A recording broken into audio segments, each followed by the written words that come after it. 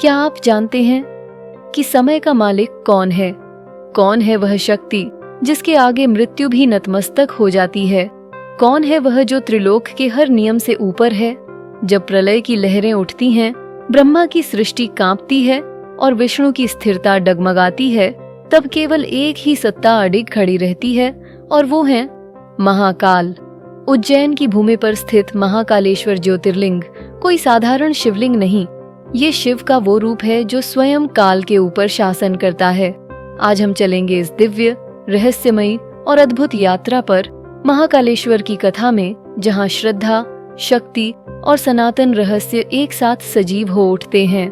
भारत के 12 पवित्र ज्योतिर्लिंगों में से महाकालेश्वर को सबसे शक्तिशाली और जागृत माना गया है।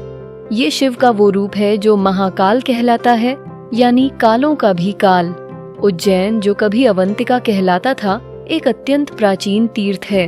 स्कंद पुराण में इसका उल्लेख है और महाभारत में भी इसे मोक्षदायिनी नगरी कहा गया है। लेकिन क्या आप जानते हैं कि यह इकलौता ज्योतिर्लिंग है जिसका मुख दक्षिण की ओर है? दक्षिण दिशा हिंदू मान्यताओं में मृत्यु और यमराज की दिशा मानी जाती है, लेकिन महाकाल वहां भी शासन करते हैं, यानी मृत्यु पर भी उनका अधिकार है। इस मंदिर की स्थापना और महाकालेश्वर ज्योतिर्लिंग की उत्पत्ति से जुड़ी कथा भी उतनी ही अद्भुत है। उज्जैन के राजा चंद्रसेन शिव के परम भक्त थे। वे प्रतिदिन भगवान शिव की पूजा करते और उनका नाम जपते थे। एक दिन एक गरीब ब्राह्मण बालक श्री कृष्ण राजा की भक्ति से प्रभावित हुआ और वह भी शिव का नाम जपने लगा। उसकी श्रद्धा इतनी प्रबल थी कि शिव स्वयं उसकी पूजा से प्रसन्न हो गए। लेकिन उसी समय उज्जैन पर संकट छा गया। उज्जैन पर दूषण और श्रद्ध नामक 2 राक्षसों ने आक्रमण किया। वे तांत्रिक शक्तियों से युक्त थे और धर्म का विनाश करना चाहते थे। आतंक बढ़ता ही गया। उन्होंने ब्राह्मणों की यज्ञ विधियों को बाधित किया और नगरवासियों को भी शिव पूजा करने से रोक दिया था। तब राजा चंद्रसेन, ऋषि मुनि और बालक श्री कृष्ण ने प्रार्थना की। एक ऐसी प्रार्थना जिसमें केवल शब्द नहीं, आत्मा का कंपन था। और तभी धरती कांपी, आकाश गूंजा और एक तेजस्वी प्रकाश प्रकट हुआ। उसी प्रकाश से एक भयंकर रूप उत्पन्न हुआ। महाकाल, हाथों में त्रिशूल, गले में नाग और आंखों में ज्वाला लिए जब भगवान शिव महाकाल के रूप में प्रकट हुए तो समस्त वातावरण भयभीत हो उठा।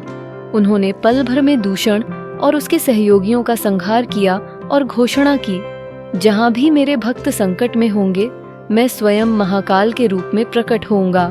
भगवान शिव की इस लीलामयी प्रकटता के उपरांत वहां महाकालेश्वर ज्योतिर्लिंग की स्थापना की गई। यह शिवलिंग स्वयंभू माना जाता है, यानी किसी ने उसे स्थापित नहीं किया, बल्कि वह स्वयं प्रकट हुआ है। और तभी से ये स्थान शिव भक्तों के लिए मुक्ति का द्वार बन गया। लेकिन केवल यही कथा इस मंदिर को अद्भुत नहीं बनाती।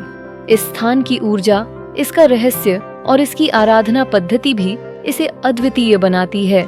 महाकाल के दर्शन का सबसे अद्भुत अनुभव है भस्म आरती।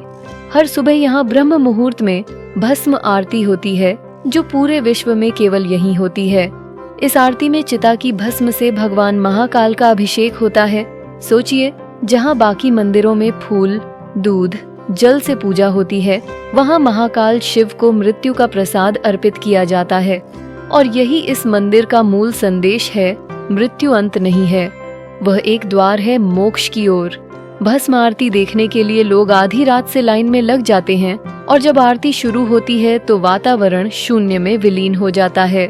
वहाँ केवल शिव होते हैं और उनका नृत्य। लेकिन एक कथित कथा के अनुसार प्रतिदिन एक मुर्दे की राख से भस्म आरती की जाती थी। लेकिन एक बार उज्जैन की शमशान में कोई भी शव नहीं मिलने के कारण वहाँ के पुजारी ने अपने ही पुत्र की बलि देकर उस चीता की राख से भस्म आरती की, जिसे भगवान महाकालेश्वर अत्यधिक प्रसन्न हुए। उन्होंने उस पिजरी के पुत्र को जीवन दान दिया और कहा, आज से उनकी आरती कपिला गाय के गोबर से बने कंडों से की जाए। और तब से आज तक यहाँ पर कपिला गाय के गोबर के कंडे, समी, पीपल, अमलतास और बैर की लकड़ियों को जलाकर तैयार किए गए भस्म से उनकी नियमित रूप से आरती की जाती है। महाकालेश्वर मंदिर की रचना भी रहस्यमयी है। ये 5 स्तरों में बना है, जिसमें से 3 तल भूमि के नीचे स्थित हैं। मुख्य गर्भगृह में प्रवेश करते ही एक अलग ही ऊर्जा का अनुभव होता है, जैसे कोई असीम शक्ति वहां मौजूद है। यहाँ का शिवलिंग हमेशा जलमय रहता है और उससे लगातार ऊर्जा निकलती है। मंदिर के पास ही स्थित है काल भैरव मंदिर, जहाँ भक्त शराब अर्पित करते हैं। यह भी एक अनोखी परंपरा है जो शिव के उग्र रूपों को संतुष्ट करने की परंपरा से जुड़ी है। शिव तत्व केवल धार्मिक नहीं, एक गहन दर्शन है। महाकालेश्वर हमें यह सिखाते हैं कि समय सबसे बड़ा सत्य है और शिव उस समय के भी स्वामी हैं। जब हम महाकाल को नमन करते हैं तो हम केवल भगवान को नहीं, अपने जीवन के भय, भ्रम और मृत्यु की सीमाओं को भी पार करने की कामना करते हैं। वर्ष 2022 में उज्जैन में महाकाल लोक का निर्माण हुआ, जो आज भारत का सबसे बड़ा मंदिर कॉरिडोर है। यह केवल एक वास्तुकला का नमूना नहीं, एक दिव्य अनुभूति है। यहाँ शिव की बसों से ज्यादा भव्य मूर्तियाँ, 100 से अधिक आकर्षक स्तंभ, विशाल तोरण द्वार और दीवारों पर उकेरी गई लीलाएं हर भक्त को अभिभूत कर देती हैं। विशाल नंदी की मूर्ति, रुद्र अवतारों की झांकी और पूरे मार्ग में जलती दीपशिखाएं, यह सब एक आध्यात्मिक यात्रा का मार्ग बनाते हैं। रात को जब पूरी महाकाल लोक रोशनी से जगमगाता है तो ऐसा लगता है जैसे काशी, कैलाश और स्वर्ग लोक एक साथ यहीं उतर आए हों। यहाँ आते ही ऐसा लगता है जैसे आप किसी दिव्य लोक में प्रवेश कर चुके हैं। रात के समय रोशनी में जब शिव की मूर्तियां दमकती हैं, तो भक्तों की आंखों से अश्रुधारा अपने आप बहने लगती है। साल में विशेष अवसरों पर यहाँ रथ यात्रा और झांकी निकलती है। विशेषकर महाशिवरात्रि और श्रावण मास के समय में उज्जैन केवल एक नगर नहीं रह जाता, वह शिवलोक बन जाता है। हजारों कांवड़िए, श्रद्धालु, साधु और संत यहाँ एकत्र होते हैं। चारों ओर केवल एक ही नाद होता है, हर हर महादेव, जय महाकाल, और नगर का हर कोना भक्ति में डूब जाता है। महाकाल की सवारी, झांकियां और भक्तों का नृत्य एक अलौकिक वातावरण बना देते हैं। लाखों भक्तों ने इस मंदिर में अनुभव किया है कि यहाँ दर्शन मात्र से भय मिट जाता है, दुख शांत हो जाते हैं और जीवन में नई ऊर्जा आ जाती है। कोई रोगी हो, कोई पीड़ित हो, कोई साधक हो, महाकाल हर एक की पुकार सुनते हैं। एक कथित कथा के अनुसार एक कैंसर पीड़ित महिला ने जब डॉक्टर्स से जवाब पा लिया, तब वो महाकाल के द्वार पर गई। उसने 21 दिन लगातार शिव नाम का जाप किया। कुछ महीनों बाद जब उसका परीक्षण हुआ तो रिपोर्ट क्लीन थी। डॉक्टर कहते रह गए, यह चमत्कार है, लेकिन वो महिला कहती है, ये महाकाल की कृपा है। यदि उज्जैन के यात्रा की बात की जाए तो रेल मार्ग से यात्रा करने वाले श्रद्धालुओं के लिए उज्जैन जंक्शन एक महत्वपूर्ण रेलवे स्टेशन है, जो भारत के लगभग सभी प्रमुख शहरों जैसे दिल्ली, मुंबई, कोलकाता, जयपुर, अहमदाबाद, इंदौर, भोपाल और वाराणसी से सीधे ट्रेनों के माध्यम से जुड़ा हुआ है। यह स्टेशन पश्चिम रेलवे के अंतर्गत आता है। उज्जैन स्टेशन से महाकाल मंदिर की दूरी लगभग 1.5 किलोमीटर है, जिसे आप पैदल, ऑटो रिक्शा या ई रिक्शा से बड़ी आसानी से तय कर सकते हैं। यदि आप हवाई मार्ग से उज्जैन आना चाहते हैं तो सबसे निकटतम हवाई अड्डा है इंदौर का देवी अहिल्याबाई होलकर अंतर्राष्ट्रीय हवाई अड्डा। यह हवाई अड्डा उज्जैन से लगभग 55 किलोमीटर की दूरी पर स्थित है और यहाँ से देश के प्रमुख शहरों जैसे दिल्ली, मुंबई, बेंगलुरु, हैदराबाद, पुणे आदि के लिए नियमित उड़ानें उपलब्ध हैं। इंदौर एयरपोर्ट से उज्जैन के लिए टैक्सी, कैब और बस सेवाएं 24 घंटे उपलब्ध रहती हैं और आप लगभग 1 से 2 घंटे में उज्जैन पहुंच सकते हैं, 1.5 घंटे में उज्जैन पहुंच सकते हैं।